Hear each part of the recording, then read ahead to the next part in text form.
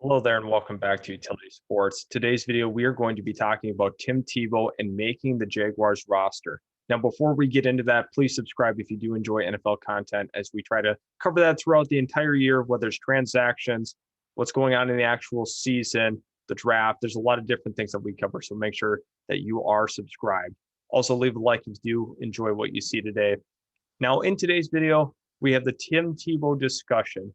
There's been a lot of controversy around his signing. Now, it's a non-guaranteed deal with the Jaguars, and I don't think it's a big deal. I mean, he's on the 90-man roster, and there's no guarantee that he makes it. Urban Meyer has came out publicly and said that this is going to be a really tough road for Tebow to even come close to making this roster. I mean, he's brand new to the position. He has a couple of months to essentially learn that holistically at the NFL level, and he's 33 years old as it currently stands. So that makes things really, really tough. Now, here's what's going for Tim Tebow. Taysom Hill has kind of paved the way for these utility guys at that, kind of quarterback, tight end hybrid mix. Obviously, I think Taysom Hill fits that role a lot better in New Orleans. I think Sean Payton's a really creative play caller in that regard. However, Tim Tebow has some of those same skill sets, tough runner, a guy that can do a couple of different things for you. He's a competitor at heart, one of the most fierce competitors that we've ever seen. Obviously, I don't think he's super skilled. I don't believe that's the point I'm trying to push here, but I think he has a chance. Now, if we kind of look holistically at what the Jaguars have on their roster, I will go ahead and show you as it currently stands. This is what you're looking at. Chris Manhertz, they just signed from Carolina on a 2-year deal. I think that is somewhat problematic for them.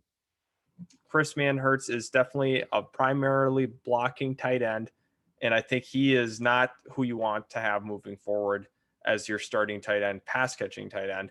James O'Shaughnessy, he has not shown a ton in his career. I just don't think, once again, that's not a guy you want to consistently rely on with his hands. I don't think that's what you want at all. Luke Farrell, that's another guy. They drafted him from Ohio State this year. The crazy thing is people don't realize, I think he's either 28 or 29 years old as a rookie being drafted out of Ohio State. That is, once again, not something that you want. And if you put on the film of Luke Farrell, once again, primarily a blocking tight end, that's what his strengths are.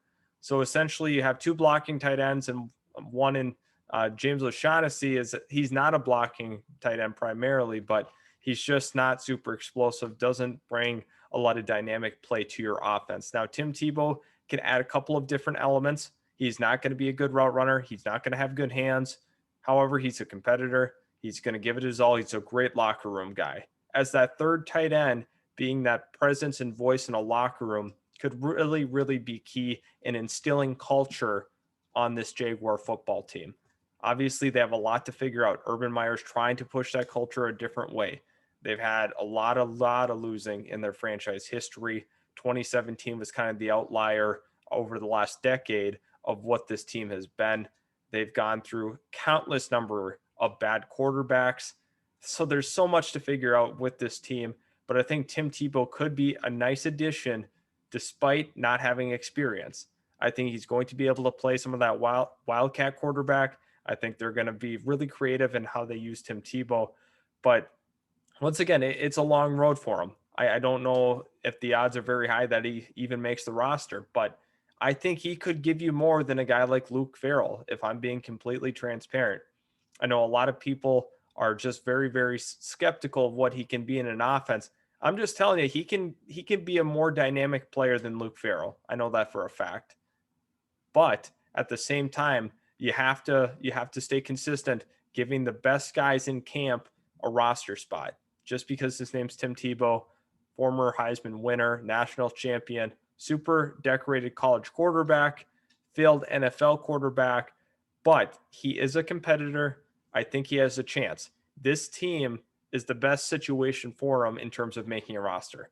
I would say every other team, there's pretty much no chance that he's going to take a roster spot. But looking at Manhertz, O'Shaughnessy, and Farrell, you have a wide open tight end competition. However, things could get complicated. Zach Ertz is currently on the trade market. And so is David Njoku. David Njoku and Ertz could be potential trade targets for Jacksonville. They want to make sure that they get a good, consistent pass catcher for Trevor Lawrence at the tight end spot, given that they already don't have that. I don't think they were ever trying to be under the impression that Tim Tebow can be a star tight end, a guy that you can consistently go to. That's not at all the motive. However, I think they are in a position where they can let him make this roster. They can still trade for a guy like Ertz or Njoku to be a consistent pass catcher for them. There's a lot to figure out and unwrap with this team. Tim Tebow, you can utilize him a lot of different ways, line him up in different spots, give defenses essentially different looks than they're used to seeing. I think Taysom Hill's the only other guy that you can consistently say would have that type of role in the NFL outside of Tim Tebow. Thanks so much for tuning in. I do appreciate the support. Leave a like if you did enjoy the video. Also subscribe if you are new to the channel. Thanks so much for tuning in, and we'll see you in the next one.